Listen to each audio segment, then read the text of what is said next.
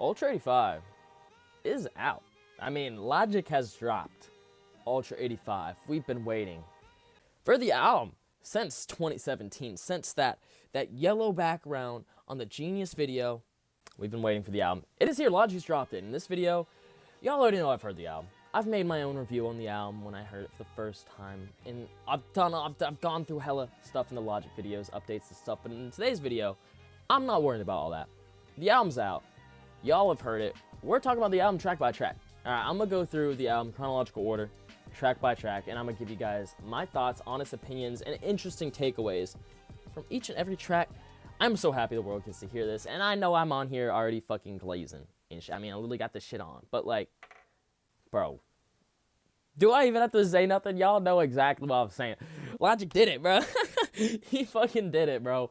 I'm so happy. So let's get into the album itself, starting out with the intro track here. Paul Rodriguez. Now, wow. This man decided, he was like, you know, a lot of label heads and, you know, a lot of mainstream artists, they'll think, you know, oh, how can we get our fan base to listen to this album and really get sucked in the moment that hit play? You know, and a lot of times, you know, that might be a big feature on the first track. It might be a little bit of a shorter track, you know, maybe a little bit more mainstream pop, maybe more some trap drums, 808s. Logic said, fuck that. I'm going to put a tiny little skit in the beginning with Paul Rodriguez, and I'm going to rap for 9 minutes straight, and there's going to be a skit at the end as well. This is one of the most off-the-cuff ways I've ever seen a mainstream artist start an album, because it goes against pretty much every rule in the book, all right? The track is way too long. All right, you got a skit in the beginning and the end.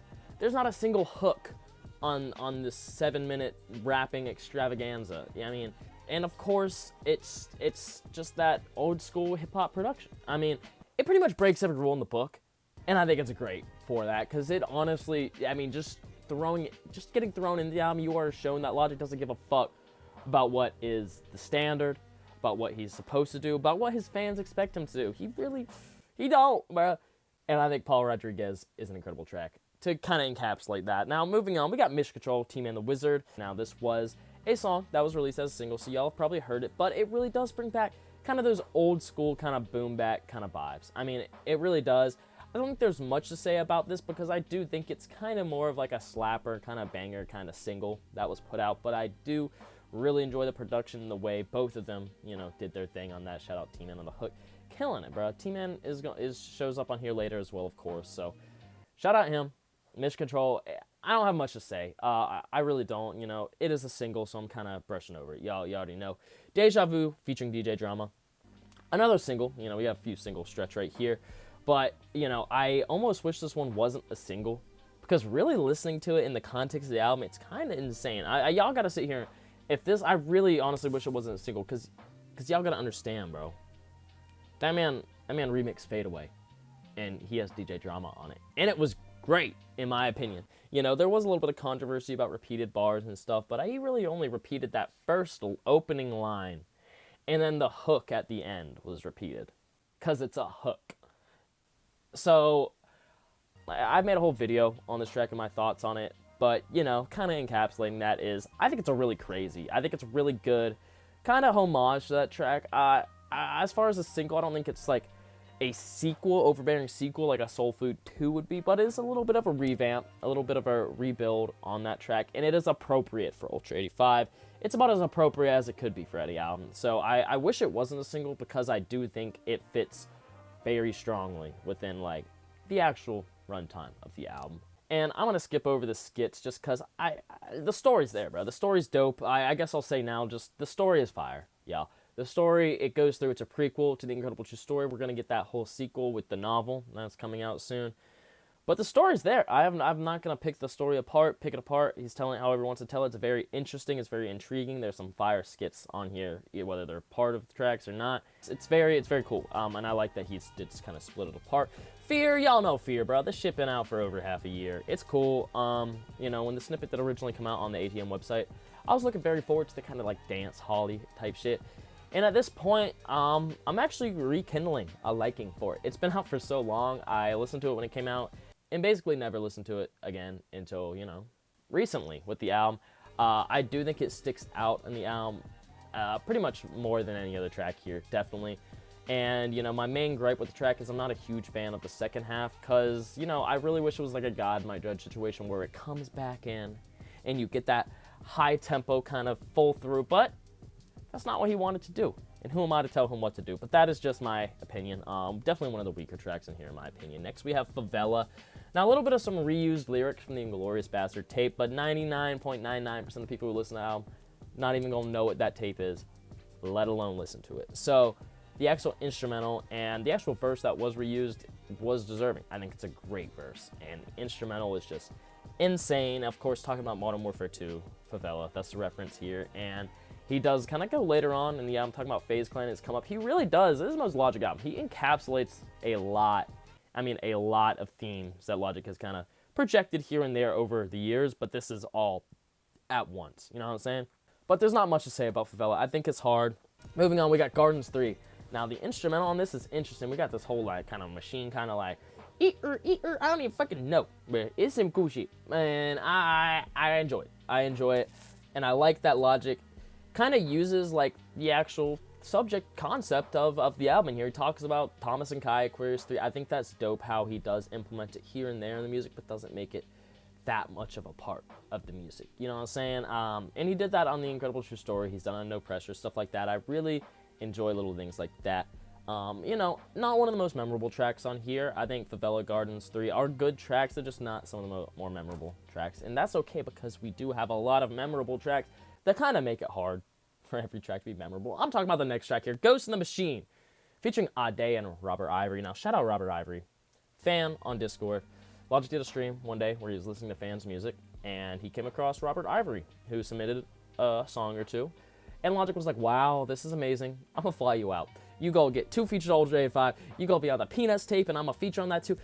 Shit was crazy. Shout out Robert Ivory. That is like a movie story. You know, that is like a dream come true, literally. So shout out him. And of course, Ade, DMB legend, been killing it. We saw him on Gaithersburg Freestyle in College Park. So we know Logic's been kind of having that tie there. And they've had music from back in the day. I think a song or two back in the day for sure. You know, that got released. Ghost in the Machine. It's that snippet. Yeah, this one. It's this snippet, bro. It is out. Waited an extremely long time for it. I mean, an extremely long time for it. Logic lied to us, said it was never coming, never recorded on it. Six was like, oh, I lost the beat, had to remake it. I think that did happen. Regardless, it's out. And I think it lives up to expectations. Now, I wasn't expecting this to be like the best Logic fucking song ever. I just like the beat, and a lot of people I've seen are almost not let down, but they feel like the features kind of carried their weight on here. And I kind of agree to an extent because I don't think that's necessarily a bad thing for Logic. You know, he rapped on the beat. He rapped. What else you want Logic to do? He rapped on the beat. He didn't say anything too filler, too stupid. So when it comes to Robert Ivory, you know, he's doing the 44 bars interpolation, which I just love.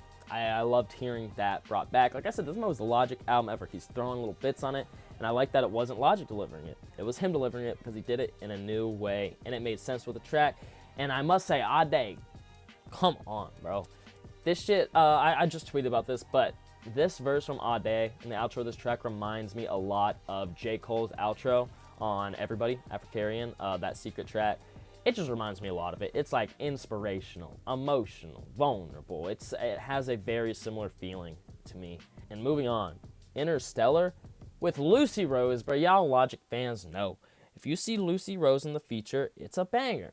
Regardless, it's always going to be a banger if Lucy Rose is involved. And guess what? Lucy Rose was involved and a banger was had. And I say banger even though it's not like a fucking loud track. It's a very real, vulnerable, emotional track. I mean, it's Logic basically spitting his heart out about just life. I mean, I know that sounds as broad and vague as possible, but it's like, there are people dying every day. You know, there's unfortunate shit happening. There's horrible shit happening. It's okay to be sad, but don't let that, what do you say, that feeling dictate the rest of your day or something, you know what I'm saying? So I really enjoyed that. It's extremely relatable. As someone who doesn't have the best days sometimes, it's nice to hear from his perspective, you know, kind of a broader scheme of, you know, what's going on in the world, and really just to don't take anything for granted and really just appreciate the life you have. That's what I took away from it. So I did enjoy that. Next, we got In Retrospect, which is like a this one's actually slappy. Like, this one's actually, like, hard, bro. I'm trying to fucking, you know what I'm saying? T-Man on here in the hook. He's not credited as feature for whatever reason or not, but it slaps. I really enjoy kind of like the eerie kind of building up instrumental and the way Logic just raps on here. I mean, one of my favorite flows on the project, I think, is definitely on this track. Logic's aggressive on here. He's coming for people, and I like that. I like the aggressive Logic. I really do. And going more into aggressive Logic, y'all already know how I feel about it. 40 Forever. Starting the music video myself. I'll say, incredible. I waited for the song for like 2 years since the Vinylverse tour. Begged for it to come out. Bothered him on social media.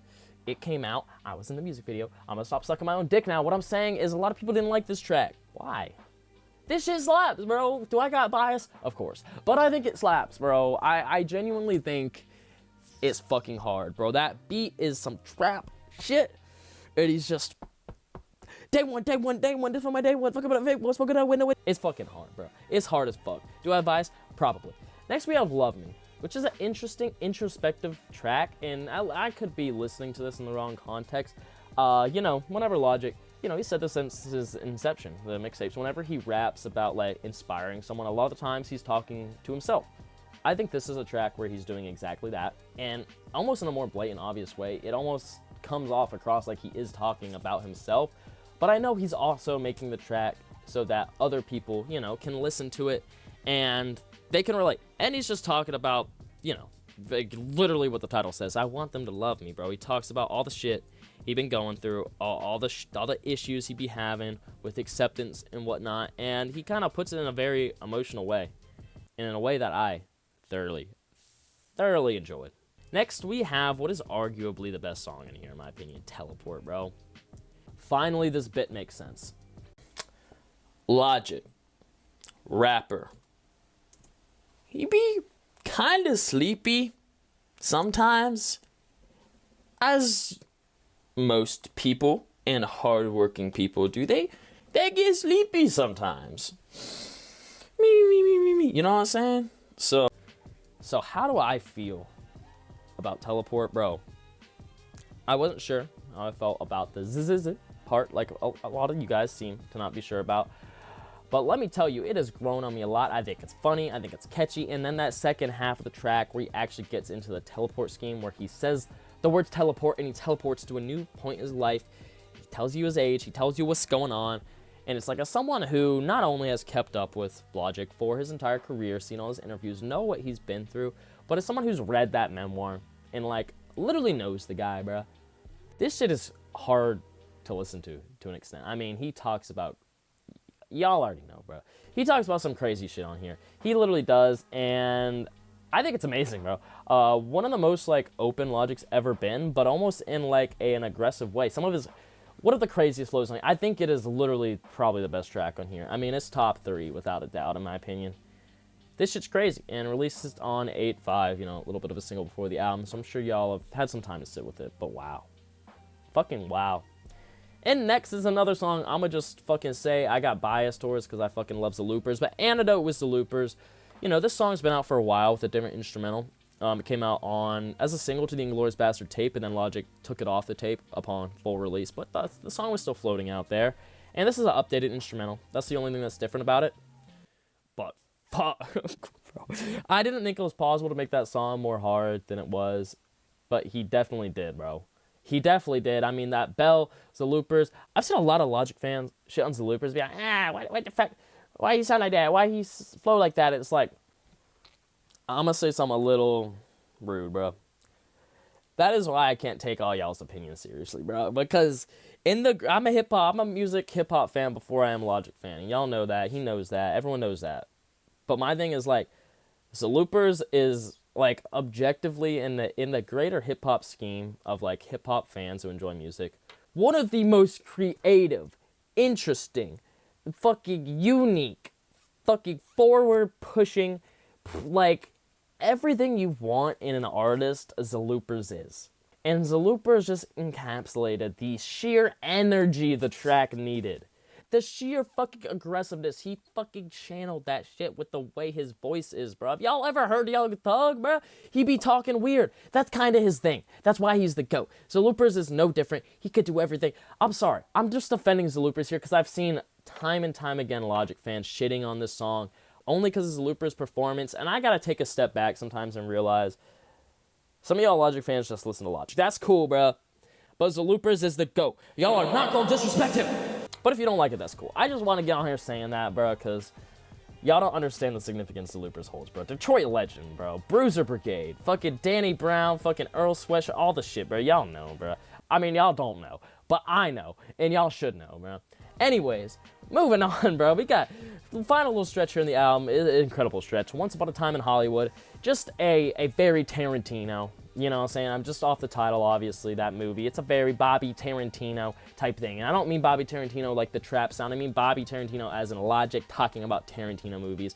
He's bringing up references to every Tarantino movie. I mean, talking about how he got into hip-hop with the Kill Bill score, RZA, all the shit, the Pulp Fiction, all the Wu-Tang, and how he fucking found RZA and went only built for Cuban Links and went to all the solo albums, 36 Chambers. It's a beautiful track, a love letter, I'd say, to Quentin Tarantino's movies and hip-hop as a whole, especially classic hip-hop when those movies were really going crazy, and basically how that made Logic. I mean, this is how Logic was birthed creatively, and he put it on a track, and I think he did it in a great way.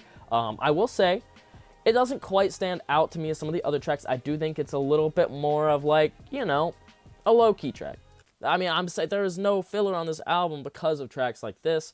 I just don't think it's like the most exciting instrumental and flow in the world. And I know I'm being a freaking Fontano, as Logic would say right now. I'm just keeping it real though. I think it's an amazing album, but I'm not gonna sit here and be like every track is fucking 10 out of 10, because in my mind, you know, I've had it for a minute. It's not, and keeping it real. Next track, we got Peace, Love, and Positivity. Now, this is a track that goes into depth. A lot of shit Logic has been going through for years. One of the main things on here he really, really does speak about is his use of the N-word. I am a white man. I ain't even gonna talk about that, bro. I ain't even gonna bring that shit up. Y'all can just listen to the song. Y'all can see the lyrics. I ain't even gonna, like, give you my opinion on that shit because that is not my business. It literally is not my business. I don't have an opinion.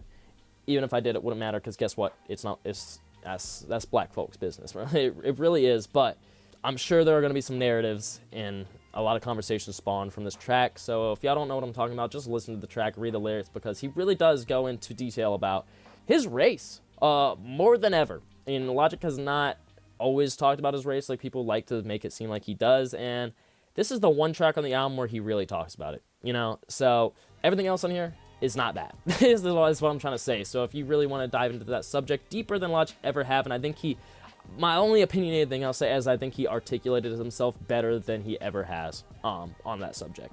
So that's what I'll say about that. Next we have, wow, and what a title. City in the Stars, featuring Robert Ivory again. You know, what an amazing voice. And I believe this song was Robert Ivory's that he gave to Logic to feature on, and it just fits so good. This is a top 3 song. I mean, I think my top 3 is like, I don't know about the order, but it's Teleport, Antidote, and City in the Stars, because this shit is like, it literally makes me float, bro. It is like so angelic, bro, and a lot of that is thanks to Robert Ivory. His voice is amazing. It blends incredibly with the instrumental. Logic goes on here flowing insane, and Logic's kind of using Robert Ivory's inflections on here, and he's rapping of like, you know, talking about how Robert wants to make it and kind of using it as a metaphor of like making it in general, you know, whether you're have a dream or just trying to fucking pay the bills. I think it was a really cool metaphor to use him in that sense because it's literally Logic putting him on, and like it all comes together, bro. I really fucking love this track, man. This shit's special. It is properly named. It really is properly named. And the next track, the final track, the outro, here we have Thank You for Believing in Me. Now, this is Logic singing again. One of the few tracks where he's really singing on this shit. We got a crazy guitar at the end outro. I believe that's 6. I mean, I could only imagine it was 6 on the guitar there. But it is probably the most emotional track on here. It definitely, the first time I heard it, it had me kind of feeling some type of way because Logic really is, it's a thank you letter to us. I mean, this is the most selfless track on the project. Not that the other tracks are selfish, but this track is very selfless. He's like, if y'all weren't here, if y'all weren't believing in me during this period of my life or that period, during this happened, I would not be here. You know, I could not do this without knowing that I had the support net around me. And it's literally an open thank you to us. I think that's beautiful, man. I really think that's beautiful. And the song itself, some of Logic's best singing performances, and of course, like I said, that guitar 6 went crazy on that shit. It's no secret I haven't been a fan of Logic's singing work in the past. You know, I'm not huge on Supermarket and stuff, but I've said it before, I'll say it again. Logic is a better singer than ever. And tracks like this are proving to me and a lot of people that this man can really do whatever he wants, bro. This man can make whatever kind of music he wants.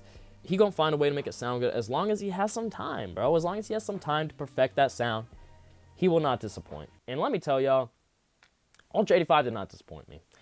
Y'all gonna have to let me know how y'all feel, because I'm seeing everyone on the internet love this shit. I'm not seeing damn near any complaints, whether it's inside Logic's fan base, outside the fan base, fucking 10,000 miles away, never seen the fan base. People love this album.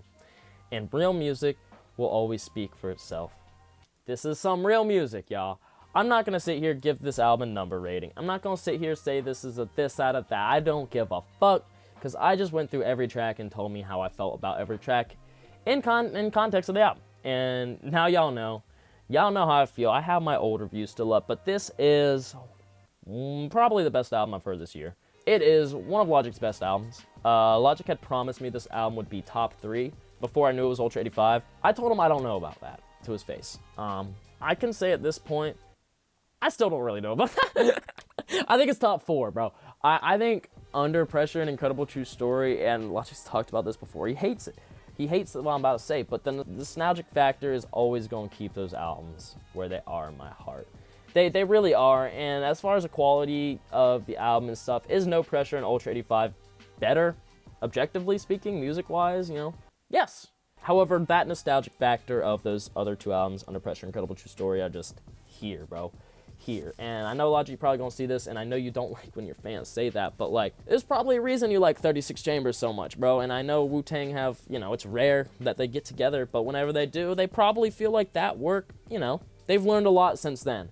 However, 36 Chambers is still gonna be that fucking classic that you gonna remember forever. You know what I'm saying? And that's how I feel about Incredible True Story, Under Pressure. So that number 3 spot, for me, it's like a tie between No Pressure and Ultra 85.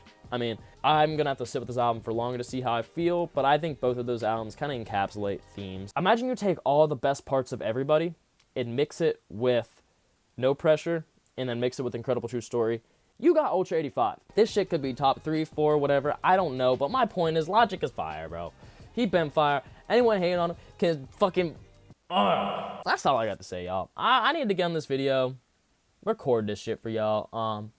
Sorry, this is probably gonna be a little bit of a later upload today. I got lots of stuff to do, but I appreciate y'all, and thank you guys for all the support on the last video. It was a very hard video for me to make, and you know, I'm still gonna cover Logic, still gonna cover Playboi Carti. Those are my 2 favorite artists, and I have a fan base for both those artists. Of course, I'm gonna cover them and make the videos, but I'm moving in a different direction. Lots of streaming stuff coming up, lots of in real life content, hopefully coming up. Think I'm gonna move to Twitch and shit, but I'm gonna have a whole update video when that happens. But just know that this channel gonna evolve a little bit. More gaming stuff going on. I'm a huge fan of like Critical, and you know, despite me looking like him, you know, that's what I would like to do. You know, kind of his shit.